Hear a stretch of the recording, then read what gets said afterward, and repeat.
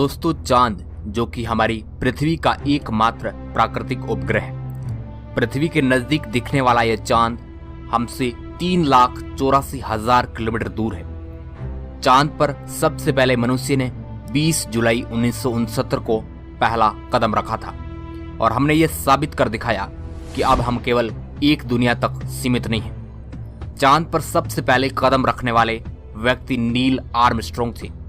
वैज्ञानिकों ने चांद की खोज और उसके बारे में जानकारी हासिल करने की कोई कसर नहीं छोड़ी। मगर दोस्तों, आपके दिमाग में सवाल उठ रहा होगा, आखिर चंद्रमा की दुनिया कैसी है? क्या चंद्रमा पर इंसान जिंदा रह सकता है?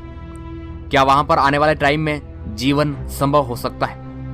आखिर वह कौन सी वजह है जो वैज्ञानिक चांद पर नहीं जा रहे हैं? तो चलिए दोस्तों, आज चांद के बारे में जो भी आपके दिमाग में सवाल उठ रहे हैं उनका बड़ा ही सटीक अंदाज में जवाब तलाशते हैं। हमारा चैनल आपको अंतरिक्ष के बारे में सटीक नॉलेज प्रोवाइड करवाता है, तो फिर एक सब्सक्राइब तो बनता है। दोस्तों, सबसे पहले अपन चांद की उत्पत्ति से शुरुआत करते हैं।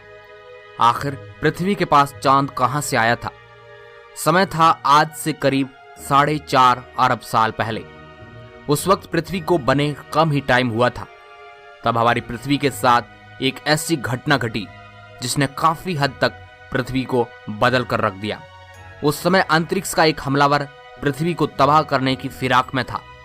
उसका आकार मंगल ग्रह जितना था और वह 15 किलोमीटर पर सेकंड की रफ्तार से पृथ्वी की ओर बढ़ रहा था। इसी तेज रफ्तार के साथ थेया नाम का उल्का पिंड हमारी धरती से टकरा जाता है। इस पिंड की टक्कर की वजह से हल्के पदार्थों के बने टुकड़े अंतरिक्ष में बिखर गए। बाद में ग्रेविटी की वजह से इकट्ठे होकर इन्होंने एक पिंड का निर्माण किया। वो पिंड कोई और नहीं बल्कि हमारा चांद था। तो दोस्तों, कुछ इस तरह हमारा चांद पृथ्वी के पास आया। चांद का व्यास 3474 किलोमीटर है और यह सौरमंडल का 5वां सबसे विशाल प्राकृतिक उपग्रह है। धरती की तुलना में चांद का आकार 27% है, यानी कि हमारी पृथ्वी के अंदर तकरीबन 9 चांद आराम से समा सकते हैं। अब आ जाते हैं चंद्रमा की जमीन पर। जब आप चंद्रमा की जमीन पर खड़े होकर देखेंगे तो आपको उसकी जमीन ऊबड़ खाबड़ नजर आएगी और चांद की जमीन काफी क्रेटर यानी कि गड्ढों से भरी हुई है। दोस्तों, चांद की जमीन को सबसे पहली बार 1959 में टच किया गया था। 13 सितंबर 1959 को सोवियत संघ के मून मिशन लूना 2 ने पहली बार कोई मानव निर्मित यंत्र चांद की जमीन पर उतरा था। इनके बाद अमेरिका का अपोलो 11 ऐसा पहला मून मिशन था जिसमें एस्ट्रोनॉट समेत स्पेसक्राफ्ट ने चांद की जमीन पर कदम रखा। तारीख थी 20 जुलाई 1969। ये मानव इतिहास की सबसे बड़ी छलांग थी। इसके बाद कई मानव मिशनों को अंजाम दिया गया। दिसंबर 1972 के बाद चांद पर कोई भी इंसान नहीं गया है। जब आप चांद की जमीन पर खड़े होकर ऊपर की ओर देखेंगे तो आपको हमारा खूबसूरत ग्रह पृथ्वी नजर आएगा, जिसमें आपको पृथ्वी साफ साफ अपने अक्ष पर घूर्णन करती हुई नजर आएगी, लेकिन आसमान में उसकी स्थिति सदा स्थिर बनी रहेगी। अर्थात पृथ्वी को कई वर्षों तक निहारते रहो, वह अपनी जगह से टस से मस नहीं होगी। चांद का गुरुत्वाकर्षण पृथ्वी के मुकाबले 6 गुना कम है, यानी कि चांद की जमीन पर जाने के बाद हमारा वजन 6 गुना कम हो जाएगा। पृथ्वी पर हमारा वजन 60 किलो है, तो चांद की सरफेस पर आपका वजन केवल 10 किलो ही रह जाएगा। इसी कारण नील आर्मस्ट्रॉन्ग जब चांद पर चल रहे थे तब उछल उछल कर चल रहे थे, क्योंकि दोस्तों चांद पर पृथ्वी की तरह चल पाना संभव नहीं है। चांद पर नील आर्मस्ट्रॉन्ग और उनके साथियों के कदमों की छाप आज भी मौजूद है, क्योंकि वहां पर हवा न होने की वजह से वह निशान मिटते नहीं है। इसके साथ ही चांद की जमीन पर कई सारे बैग्स पड़े हैं जो कि चांद पर गए अंतरिक्ष यात्रियों ने फेंके थे, जिसमें उनकी मल मूत्र और उल्टियां हैं। जब अंतरिक्ष एजेंसियों के यान चांद की जमीन पर उतरकर वापस पृथ्वी पर आए थे तो वे अपने साथ चांद की जमीन से कुल मिलाकर 296 चट्टानों के टुकड़े साथ लेकर आए थे, जो वजन में 382 किलो भारी थे, ताकि भविष्य में इन पर शोध करके चांद के बारे में और ज्यादा गहराई से जान सके। अब बात कर लेते हैं चांद पर दिन और रात के बारे में। चांद को पृथ्वी का एक चक्कर लगाने में करीब 27.3 दिन लग जाते हैं और अपने अक्ष पर भी एक चक्कर लगाने में इतना ही टाइम लगता है। यही वजह है कि चांद पर एक बार में हमें एक ही भाग नजर आता है, दूसरा भाग छिपा रहता है। वहीं चांद पर एक दिन करीब 14 दिन का होता है, रात भी इतनी ही लंबी होती है। लिहाजा चांद की सतह पर मौजूद वस्तुओं पर रात और दिन का बहुत ज्यादा असर होता है। रात में चांद का तापमान लगभग -153 डिग्री तक गिर जाता है, जबकि दिन में तापमान 180 डिग्री सेल्सियस तक बढ़ जाता है। फिर चांद के अलग अलग हिस्सों की स्थितियां भी अलग अलग है। माना जाता है कि चांद का साउथ पोल ज्यादा ठंडा होता है। रात तो वहां पर इतनी ठंडी होती है कि पृथ्वी का कोई भी मनुष्य शायद ही वहां उन हालात में रह पाए। बस्तियां बनाने की कल्पना तो दूर की बात है। अगर वैज्ञानिकों की माने तो चांद के साउथ पोल पर तापमान दिन में भी ज्यादा गर्म नहीं होता है, लेकिन रातें बहुत ही ठंडी होती है।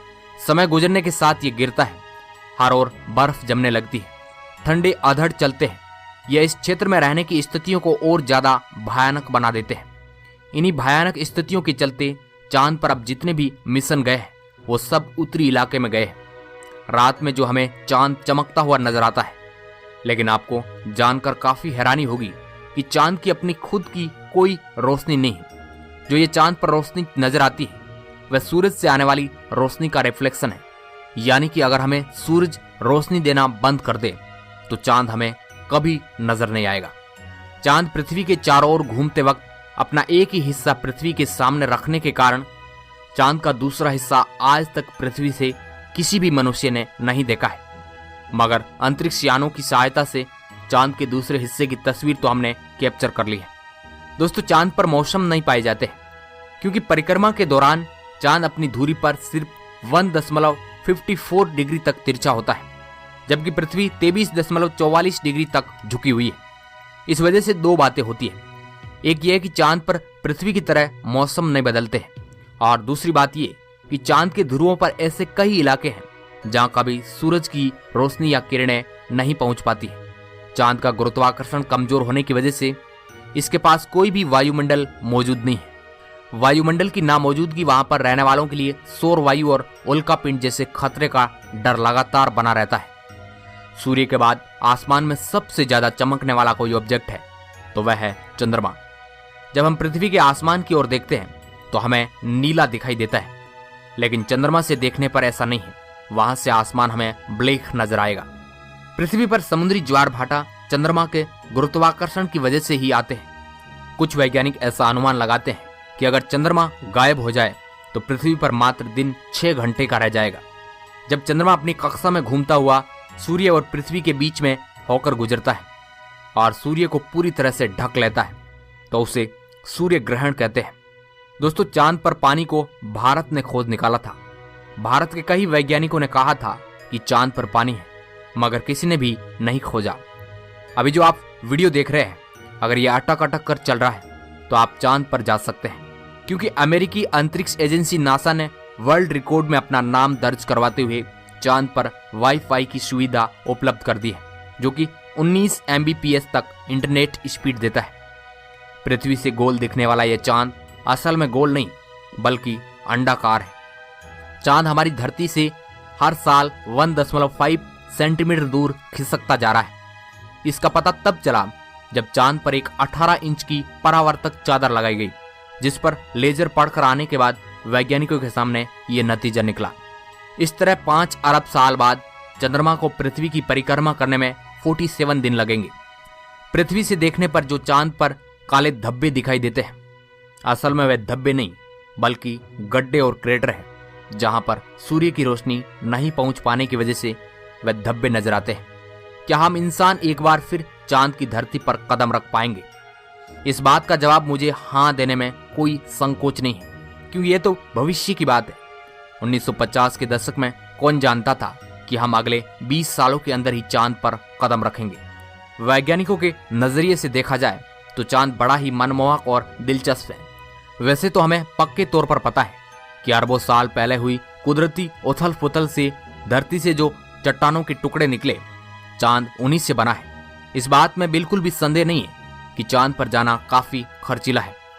अनुमानित लागत लगभग 35 अरब डॉलर है।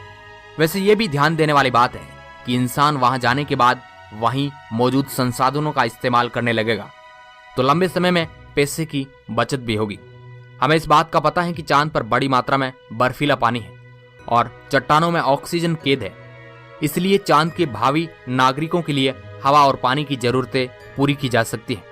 मगर इस बात को पक्की पुष्टि के साथ भी नहीं कहा जा सकता है। चांद पर जाने की अन्य वजह है, वहां हीलियम से बड़ी सस्ती ऊर्जा के दोहन की क्षमता है। इसके साथ ही पर्यटन की संभावनाएं तो है ही। सूर्य का चक्कर लगाते हुए मंगल और बृहस्पति ग्रह के बीच अरबों उल्कापिंड घूम रहे हैं। कई ऐसी चट्टानें चक्कर लगा रही हैं जिनका आकार फुटबॉल के बराबर है और इससे कई गुना बड़ा भी है। इनमें से अधिकतर चट्टानों में पानी, हाइड्रोजन, ऑक्सीजन और कई तरह की मूल्यवान धातुएं भी है। उल्कापिंडों से काम की चीजें कैसे निकाली जाए, अमेरिकी अंतरिक्ष एजेंसी नासा इस पर अध्ययन कर रहा है। एक विचार यह है कि इस सामग्री का इस्तेमाल कम लागत पर अंतरिक्ष में किसी तरह का ढांचा खड़ा करने में किया जा सकता है। ये काम खर्चीला है, लेकिन लंबे समय में फायदे की उम्मीद की जा सकती है। दोस्तों, बस्तियां बसाने के लिए हम चांद पर ही क्यों जाए? अंतरिक्ष अन्वेषण की पहल के लगभग 60 वर्ष के इतिहास में इसका जवाब स्वाभाविक है कि हमारे पास संचार के साधन है। हम मौसम का पूर्वानुमान लगा सकते हैं, जलवायु परिवर्तन को समझ सकते हैं। हम चांद पर पहले ही 6 बार जा चुके हैं। अपोलो 17 मिशन सबसे अधिक 3 दिनों तक चांद पर रहा, जहां 3.8 करोड़ वर्ग किलोमीटर जमीन है, जहां इमारतें बनाई जा सकती हैं। असंभव नाम की चीज तो मनुष्य के लिए, खासतौर पर वैज्ञानिकों के लिए कुछ भी नहीं है।